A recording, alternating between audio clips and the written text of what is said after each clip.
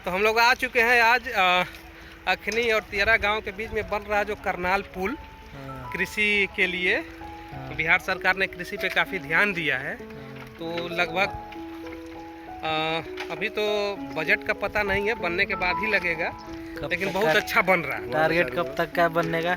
अभी बनने का भी कोई वैसा टाइम फिक्स नहीं है, लेकिन काम लगता है 2 साल से लगातार काम चल रहा है यहाँ पे। और यहाँ पे क्या है कि बिहार सरकार, हालांकि ये कहा जाता है कि बिहार कृषि पे 70% कृषि पे निर्भर देश है, राज्य है। तो बिहार में कृषि पे ही 70% निर्भर लोग रहते हैं। कृषि के लिए ही ये जाना जाता है बिहार।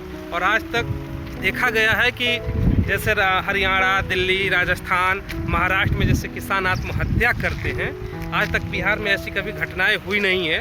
क्योंकि बिहार के जितने किसान हैं ना, वो जितने अपने खेती फसल करते हैं, जितना फसल उगाते हैं, वो अपना मार्केट खुद तय करते हैं। उनके ऊपर सरकार का कोई दबाव नहीं रहता कि नहीं आप इतने में ही लो, इतने में ही दो। ऐसा नहीं है बिहार। यहाँ पे क्या है, किसान अपने हिसाब से वो उगाते हैं, अपने हिसाब से बेचते हैं। खाने का 1 साल 2 साल के लिए प्रॉपर खाने का रख लेते हैं अपने लिए।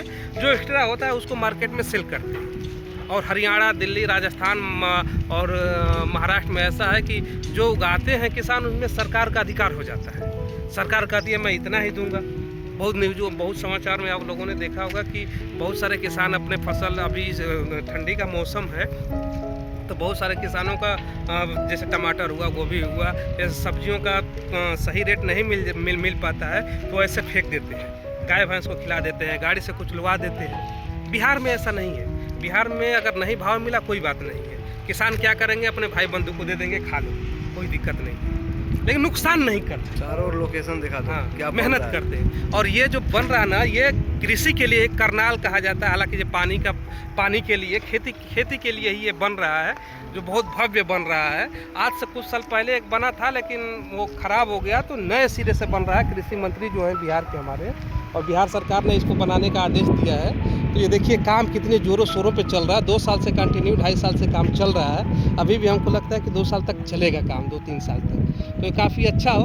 आज ये दिन बन जाएगा ना, पूरा ये जान लीजिए कि अखनी से क्या, अखनी, तियरा, तरैठा, मरो, जुझारपुर, कारीराम, महरथा, अकोली, सारे जगह पानी की कमी नहीं हो, खेती किसानी ज़बरदस्त हो है। तो किसान के लिए काफ़ी आने वाला समय काफ़ी अच्छा होने वाला है।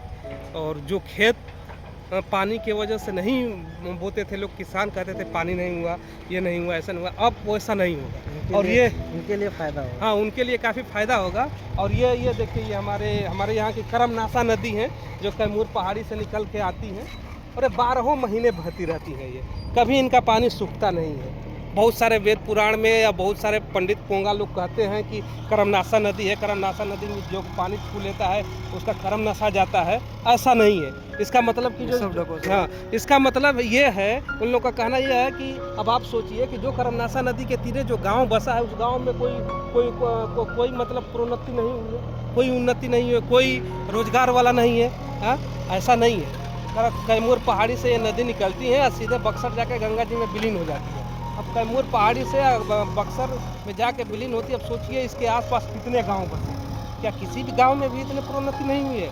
आके देखिए कभी हमारे करमनासा नदी के आरी पर। और ये जो ढकोसला करते हैं पंडित पोंगा लोग, वो बहुत बड़ा गुनाह है। लोगों को गुमराह कर रहे हैं। उनको वो कह रहे हैं कि ऐसा नहीं, ऐसा होता है। हम लोग तो बचपन हमारा बीत गया, हम लोग तो इसी में नहाते धोते हैं। हम लोग का हमेशा यहीं पर रहना है, हमारा घर ही द्वार है यहाँ पे। हम लोग कहाँ जाएँ? ये पूरा का पूरा ये अंधविश्वास, इसके ऊपर कभी कोई भरोसा मत करना। जो कहते हैं लोग, लिखा गया, ये का लिखने वाला कौन है? वही है, वही लोग ढकोसला बनाए हैं। और ये करमनासा नदी है, हमारी मातृभूमि है। यहीं पे हमारा घर द्वार है, यहीं पे हम जन्मे हैं। अगने मुझने से लेकर नहाने खाने तक हमारा यही होता है। गाय भैंस सब पानी सब हम लोग यहीं ला के खिलाते। हाँ, आज तक ऐसा कुछ नहीं हुआ है। हम लोग भी काम कर रहे हैं अच्छा खासा। हमारे गांव में भी बहुत नौकरी पेशे वाले लोग हैं, हर जगह है। तो करमनासा नदी है, ये हमारी मातृभूमि है, हमारे गांव के पास से गुजरी है। तो हम लोग इनका आदर करते हैं और इनके पानी से हम लोग स्नान करते हैं। कभी कर्म नहीं नसाया, कभी गलत काम नहीं हुआ। एंड देन अच्छा हुआ कि ये करमनासा नदी से पानी निकालने का ये सरकार का जो प्रयास है, और एक किसानों के लिए जो फ़ायदा होगा वो काफ़ी सराहनीय है।